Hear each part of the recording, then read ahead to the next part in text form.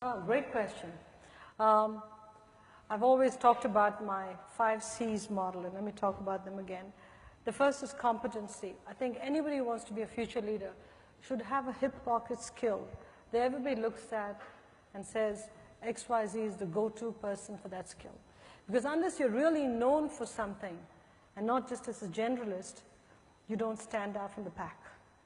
But in order to be competent at something, you've got to be a lifelong student, because you've got to constantly refine your knowledge of that subject so that you remain ahead and abreast of everything that goes on in that field first. The second, I'd say, is courage and confidence. It's a pair. You can be very, very competent, but if you're not willing to speak out, if you're not willing to have the confidence based on your knowledge, what's the point, right? You just roll over. So courage and confidence are very important. The third is communication skills. You cannot overinvest in communication skills, written and oral communications, because as a leader, you constantly have to mobilize the troops. I can tell you when I first came to the United States, I used to debate and I used to be on debating teams, but I used to speak so fast because culturally I grew up in an environment where people spoke very fast.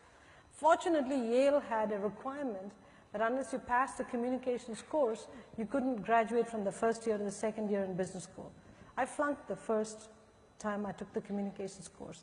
So over summer, I took it again, which was the best thing that happened because I learned to sync my brain with my output from my mouth, and so I started to slow down what I was saying. Huge difference. So I'd encourage all of you, invest in communication skills, critically important. The fourth skill I'd say is consistency. It's important that leaders are consistent. You can change your mind, but change your mind against a consistent framework, because if you're not consistent, people are always second guessing what you're doing. So be consistent. And the last skill is your compass. Integrity is critical in this job. You can be competent, you can be courageous, have confidence, be a great communicator, be consistent. But if you don't have integrity, if that compass doesn't point true north, everything comes crashing down, as we've seen in recent times.